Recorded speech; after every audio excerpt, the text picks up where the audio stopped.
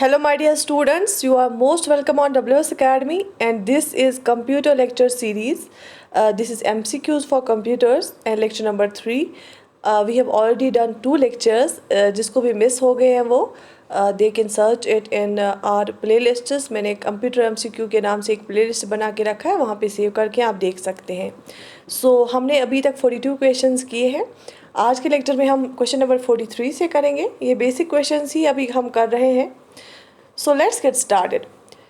Which programming languages are classified as low-level languages? ठीक है, इनमें से आपको दिखनी है low level languages. Options are basic, COBOL, Fortran. Option 2 Prolog. Option 3 C, C++, and option D is assembly languages. Choose a correct option. इनमें से low level language कौन सी है? And yes, the right answer is very good. Shabash. Assembly languages are the low level languages. Option D is the right option. Let's move to another question. Question number 44. Which of the following is not antivirus software? In options में से कौन सा antivirus नहीं है जो हम virus को ठीक करने के लिए यूज़ करते हैं? इनमें से antivirus कौन नहीं है? Option A nav, Option B Effort, Option C Oracle, Option D MCA Fee. ठीक है? Choose the correct option. Which one is not the antivirus software? And yes, a right answer is Oracle. Shabash. Let's move to another question. Which device is required for the internet connection? अगर आपको internet connection करना है, घर में लगाना है और आप कनेक्ट करते हैं अपने डिफरेंट डिवाइसेस इंटरनेट के साथ, तो आपको कौन सा डिवाइस आपको ज़रूरत होती है? Options are joystick, modem, CD drive, NIC card. Choose the correct option. Shabash, very good. And the right answer is आपको इंटरनेट कनेक्शन जब आप लगवाते हो तो आपको क्या ज़रूरत पड़ती है? मॉडेम की ज़रूरत पड़ती है. ठीक है, बिल्कुल बेसिक क्वेश्चंस है. And question number 46. What does DMA stand for? DMA की फुल फॉर्म क्या है कंप्यूटर्स में? Options are distinct memory access, direct memory access, direct module access, direct memory allocation. Choose the correct option. DMA का full form क्या होता है? And the right answer is शाबाश, direct memory access. देखो, जो मेमोरी होती है ना कंप्यूटर में, उसको हम कैटेगराइज करते हैं on the basis of access. ठीक है, कैटेगराइज करते हैं 2 कैटेगरीज में on the basis of access. और वो 2 कैटेगरीज क्या है? पहला कैटेगरी है, थोड़ा सा मैं बताऊंगी, सीक्वेंशियल जो है मेमोरी एक्सेस, और दूसरा है डायरेक्ट मेमोरी एक्सेस. ठीक है, जो सीक्वेंशियल मेमोरी एक्सेस होता है ना, उसमें क्या होता है, आप जब आपको कोई मेन मेमोरी में कोई चीज़ चाहिए तो आप सेकेंडरी मेमोरी से वो ले आते हैं. तो लेकिन सीक्वेंशियल में क्या हो जाता है, अगर आपकी मेमोरी ऐसी है तो अगर आपका अंदर से यहाँ पे ऐसे ऐसे डब्बे होते हैं तो पर बिट इसमें स्टोर होता है. अगर यहाँ पे आपका चीज़ है, आपको यहाँ से लाना है. डायरेक्ट एक्सेस में आपको जो ये सेकेंडरी मेमोरी से आप बराबर यहाँ पे जाओगे और ले आओगे वो मेन मेमोरी में. ठीक है, तो फास्ट होगा. लेकिन सीक्वेंशियल एक्सेस में क्या होता है, वो पहले यहाँ जाएगा, फिर इस खाने में जाएगा, फिर इस बॉक्स में जाएगा, फिर इस बॉक्स में जाएगा, फिर इस बॉक्स में, फिर यहाँ पहुँचेगा, फिर आपको चीज़ मिलेगी. तो सीक्वेंशियल में क्या हो जाता है, वो हर एक बॉक्स में हर एक एड्रेस पे जाके वो चेक करेगा, फिर जब उसको डेटा मिलेगा तब वो लाएगा. लेकिन डायरेक्ट एक्सेस में क्या होता है, आप डायरेक्टली उस एड्रेस पे जाते हैं, इसलिए वो फास्ट होता है. सीक्वेंशियल एक्सेस मेमोरी के एग्जाम्पल है, जैसे वो कैसेट्स होते थे ना, पहले मैग्नेटिक टेप कैसेट्स होते थे, तो इसलिए हम उसको अब यूज़ नहीं करते हैं क्योंकि वो स्लो होते हैं बहुत ज़्यादा. हमें वो आजकल के दौर में वो ज़्यादा चलेंगे नहीं, इसलिए आज हम ज़्यादातर डायरेक्ट मेमोरी एक्सेस का ही इस्तेमाल करते हैं, उन्हीं डिवाइसेस का. जैसे जो है मैग्नेटिक डिस्कस होती हैं, CD होती हैं, CDR, CDWR, DVD होती हैं, या फ्लॉपी भी हम इस्तेमाल करते हैं, लेकिन आज ज़्यादा इस्तेमाल नहीं करते. तो DMA का मतलब होता है डायरेक्ट मेमोरी एक्सेस. ठीक है, चलें. Question number 47. Which of the following is a storage device? ठीक है, इनमें से स्टोरेज डिवाइस कौन सा है? ऑप्शन ए टेप, ऑप्शन ये मैग्नेटिक टेप होगा यहाँ पे, B hard disk, option C floppy disk, option D all of the above. तो आपने अगर मेमोरीज़ के बारे में पढ़ा होगा, प्लीज़ दरवाज़ा बंद करो। तो अगर आपने मेमोरी डिवाइसेस के बारे में पढ़ा होगा, ये सारी सेकेंडरी मेमोरी डिवाइसेस है, और मैग्नेटिक टेप भी एग्जांपल है सेकेंडरी मेमोरी डिवाइस का, और हार्ड डिस्क भी एग्जांपल है, और फ्लॉपी डिस्क भी एग्जांपल है, ठीक है। तो इसमें आएगा option all of the above, सारी मेमोरी इसमें सब में हम स्टोर कर सकते हैं इंफॉर्मेशन। चलिए, when did John Napier develop logarithm, algorithms में जॉन नेपियर ने जो डेवलप की है वो उन्होंने कब किए हैं, ठीक है। और ऑप्शंस आर 1416, 1614, 1641, 1804। तो ये ज़रूरी भी नहीं है, लेकिन अगर कभी ड्राई पेपर आता है, टफ क्वेश्चन आता है, वो ऐसे ही आता है अराउंड इस डेट के अराउंड, 1614 के अराउंड, ठीक है, इन्होंने ये किया था। कभी कभी डिफरेंट टेक्स्ट्स पे डिफरेंट डेट्स लिखे हुए हैं, फिर आपको अप्रॉक्सीमेट लिखना होता है। And normal CD ROM usually can store up to dash dash data. CD ROM क्या होता है? Compact disc read only memory. ROM आपको पता है ये नॉन वोलेटाइल होता है, ये परमानेंटली आप डेटा स्टोर रख सकते हैं इसमें। तो जो CD रोम होता है इसमें आप यूजुअली जो एक स्टैंडर्ड होता है ना, आप कितना डेटा इसमें स्टोर कर सकते हैं। Choose the correct option, and the right option is options are 680 KB, 680 bytes, 680 MB and 680 GB। And standard जो इसका ना यूजुअली आप कर सकते हो 680 MB तक इसमें स्टोर, ठीक है, ठीक है। और आपको ये पता होना चाहिए सबसे छोटा क्या होता है? बिट होता है, उसके बाद बाइट होता है, उसके बाद किलो बाइट होता है, उसके बाद मेगाबाइट होता है, उसके बाद गीगाबाइट होता है, ठीक है। ये आपको पता होना चाहिए छोटे से बड़ा इंक्रीजिंग ऑर्डर में या डिक्रीजिंग ऑर्डर में मेमोरी का साइज, ठीक है।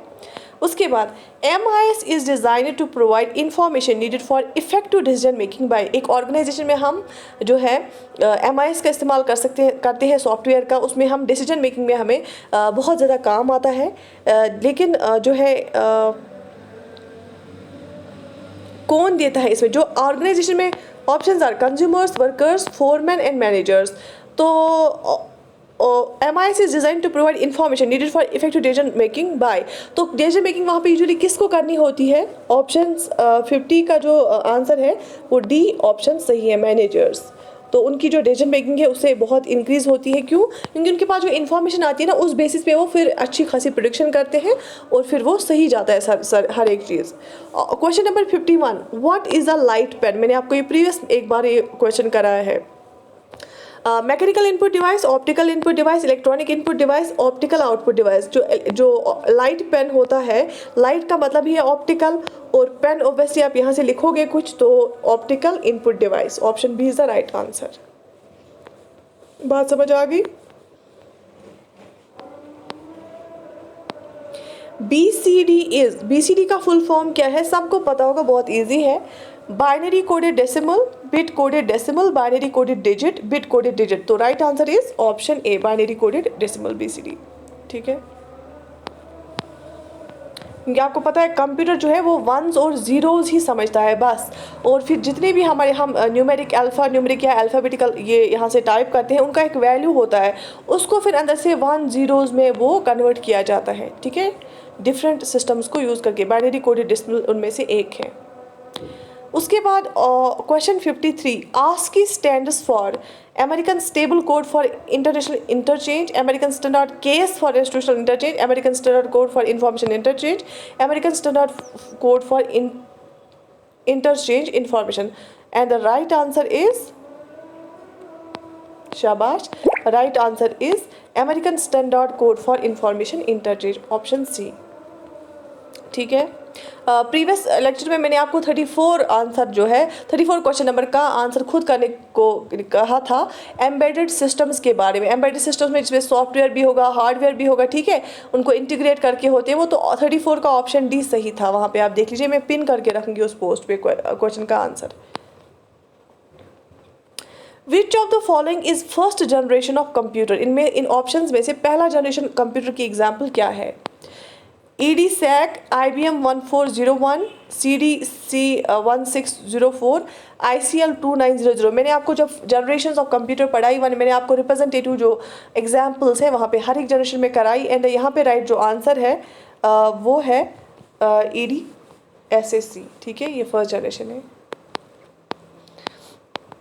इसके बाद chief component of first generation computer was, जो पहला जनरेशन कंप्यूटर था उनका मेन जो चीप कंपोनेंट था जिससे वो बनता था, उसमें हम यूज़ करते वो क्या था? Option are transistors, option B vacuum tube and valves, option C integrated circuits, option D none of the above.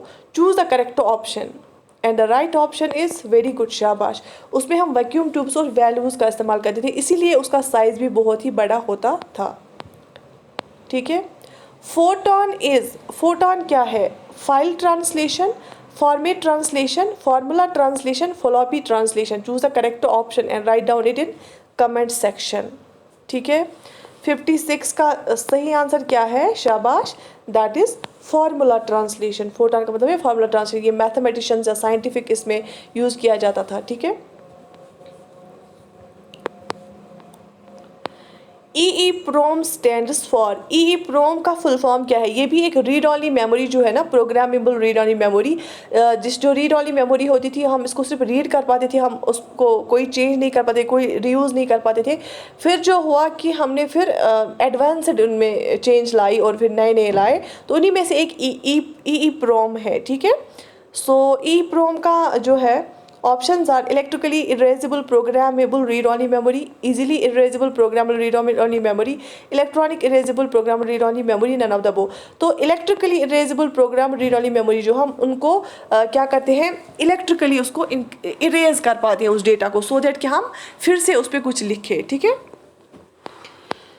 इसके बाद second generation computers were developed during, second generation जो कंप्यूटर्स है वो कब डेवलप हुए? ऑप्शन आर 1949 टू 1955, मैंने ये पढ़ा है आपको, 1956 टू 1965, 1965 टू 1970, 1970 टू 1990।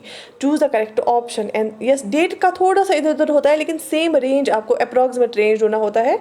एंड इसका सही जो आंसर है सेकेंड जनरेशन किस डेट के अराउंड थे? 1956, 1965 या कहीं पे लिखा है 1959 टू 1965। शाबाश। The computer size was very large in, computer का जो साइज था वो सबसे ज़्यादा किस जनरेशन में था? Options are first generation, second generation, third generation and fourth generation. Choose the correct option and the right option is computer का साइज जो बहुत ज़्यादा किस जनरेशन में था? फर्स्ट जनरेशन में। क्योंकि इसमें हमने वैक्यूम ट्यूब्स का इस्तेमाल किया था। अगर हम अभी की बात करेंगे, अभी हमारे पास एक ही बोर्ड पे सारी जो है चीज़ें होती थी, हमारे पास होती हैं अभी हमारे पास इंटीग्रेटेड सर्किटरी होती है जिसमें कि बहुत ज़्यादा हंड्रेड्स ऑफ थाउजेंड्स ऑफ जो ट्रांजिस्टर्स हैं हम बहुत कम स्पेस में लगाते हैं और उससे काम बहुत होता है, फास्ट होता है वो। ठीक है, और साइज़ भी छोटा होता है। तो फर्स्ट जनरेशन कंप्यूटर में हमारा साइज़ बड़ा होता था। Micro processors as switching devices or for which generation computers?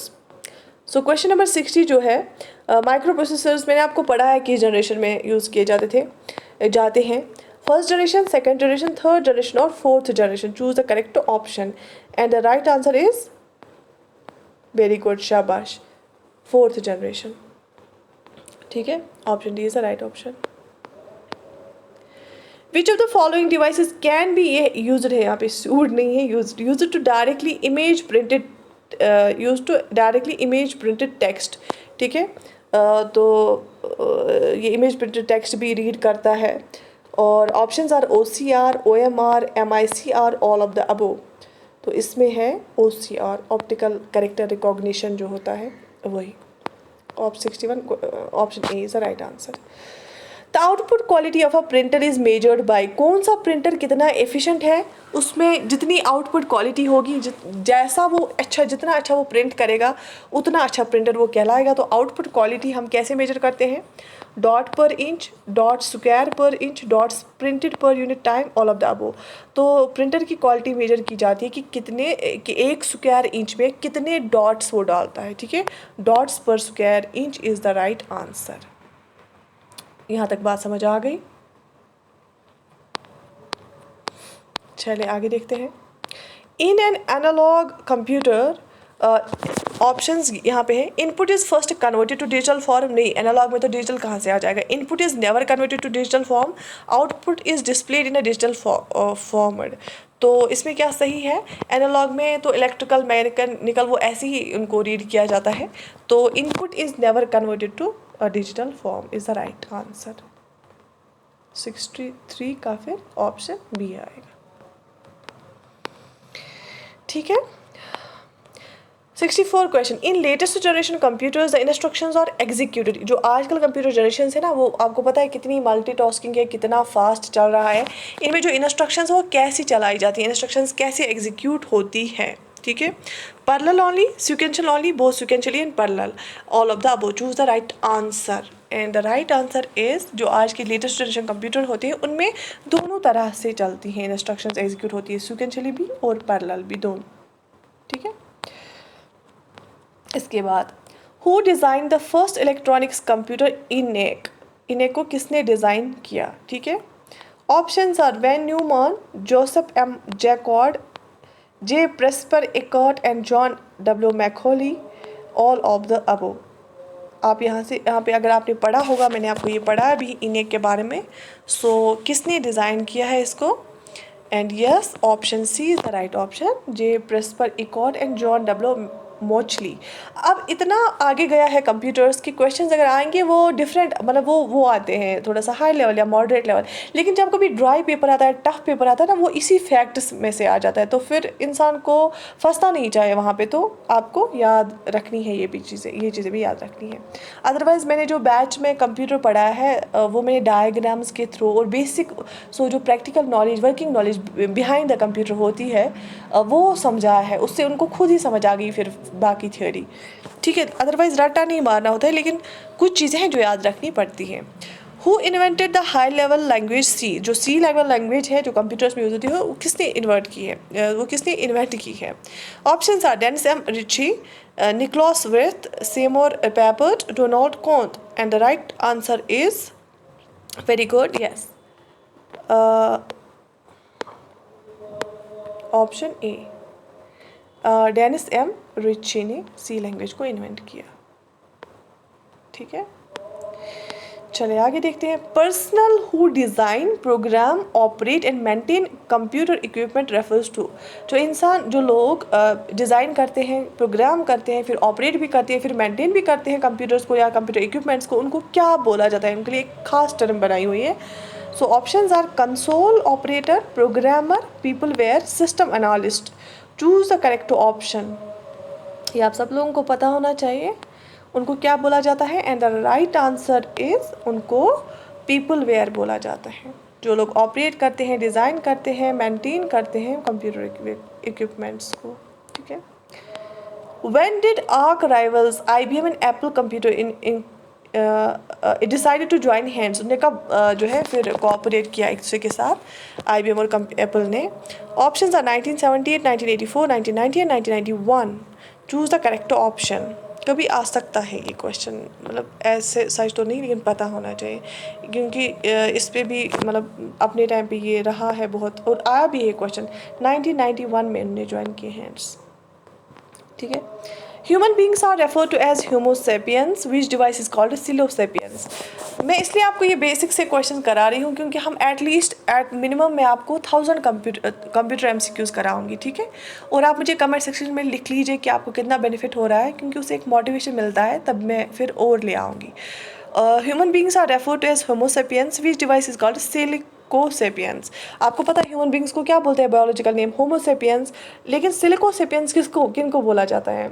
Options are monitor, hardware, robot, computer. Choose the correct option.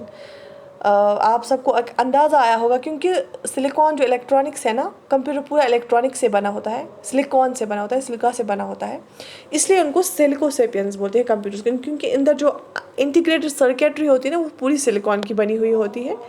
तो उसी पे सारा जो है CPU कितना फास्ट काम करेगा, कितना नहीं करेगा, वो उसी पे डिपेंड करता है। तो इसलिए कंप्यूटर को सिलिकोसेपियंस भी बोलते हैं कंप्यूटर्स को। ठीक है।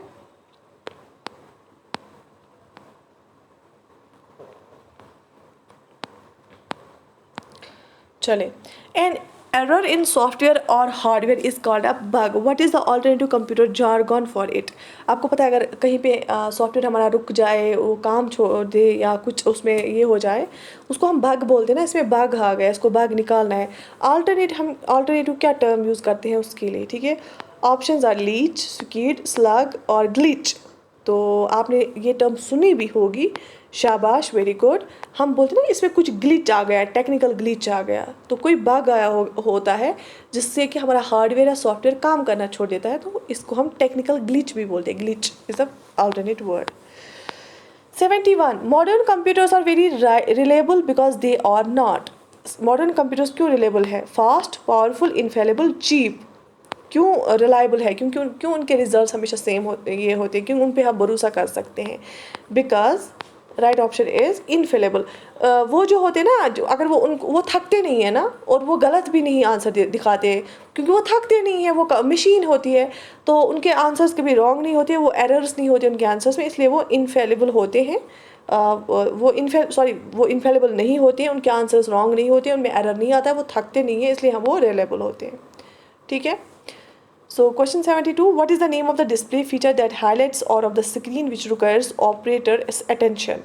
अच्छा, इस डिस्प्ले फीचर का नाम क्या है, ठीक है, जिसमें ऑपरेटर का अटेंशन ज़रूरी होता है, जो है स्क्रीन को मॉनिटर करने के लिए, जो स्क्रीन लाइट्स होती है ना। Pixel, reverse video, touch screen, cursor. Choose the correct option. आपने नाम सुना होगा रिवर्स वीडियो का, इसका आंसर जो है वो रिवर्स वीडियो है। क्यों? रिवर्स वीडियो का मतलब होता है कि इसको हम इन्वर्टेड वीडियो भी बोलते हैं। बैकग्राउंड और टेक्स्ट कलर जो वैल्यूज़ होती है ना, वो इन्वर्टेड होते हैं वहाँ पे, ठीक है। तो बैकग्राउंड का कलर एक होता है, फिर टेक्स्ट कलर का दूसरा होता है बाय डिफ़ॉल्ट, तो उनके जो वैल्यूज़ होते हैं ना वो इन्वर्टेड होते हैं। जैसे एक का 256 होगा, दूसरा का वो 0 कहलाएगा, फिर ऐसे यहाँ से इंक्रीज़ होगा, वहाँ से डिक्रीज़ होगा। आपको वहाँ जाने की ज़रूरत नहीं है, बस आपको यहाँ इतना याद रखना है, ठीक है। Personal computers use a number of chips mounted on a main circuit board which is the common name for such boards. आपको पता है जो भी बहुत सारी चिप्स हमें एक ही बोर्ड पे लगाते हैं, उसका क्या नाम, उसको क्या हम नाम बोलते हैं? Daughter board, mother board, father board, bread board. Choose the correct option, और सबको पता है उसको हम बोलते हैं मदर बोर्ड, ठीक है। इसके बाद in most IBM PCs, the CPU, the device drives, memory expansion slots, and the active components are mounted on a single board. What is the name of this board? Again, ये same ही indicate करता है, motherboard, breadboard, daughterboard, grandmotherboard. तो ये है motherboard, हम उसको बोलते हैं, ठीक है। सारी चीज़ें हम एक ही बोर्ड पे रखते हैं। What is meant by a dedicated computer? हम dedicated computer हम किसको बोलते हैं? Which is used by one person only, which is assigned one and only one task, which uses a one kind of software, which is meant for application software. हम किसको बोलते हैं क्या? Dedicated computer हम किसको बोलते हैं, ठीक है। Choose the right answer, and the right answer is dedicated computer. उस कंप्यूटर को बोलते हैं जिसको हमने सिर्फ एक ही टास्क दिया होता है, which is assigned one and only one task. उसको हमने एक ही टास्क के लिए रखा होता है, उसको हम बोलते हैं डेडिकेटेड कंप्यूटर, ठीक है। तो आज हम इतने ही क्वेश्चंस करेंगे। नेक्स्ट लेक्चर में इंशाल्लाह लेक्चर नंबर 4 में आपको मैं जो है बाकी क्वेश्चंस कराऊंगी। कंटिन्यू हम करेंगे सीरीज़ थोड़े थोड़े क्वेश्चंस करके। तो do write in the comment section कि आपको कितना बेनिफिट होता है, if you want to continue this series और not. And thank you so much for your lovely response and lovely feedback. Share it with your friends also, and so that कि जो ज़्यादा से ज़्यादा बच्चों को बेनिफिट हो। एंड जो है thank you so much for all the respect, for all the love, for all the feedback. I wish you all the best. Take very good care of yourself. अल्लाह हाफिज़।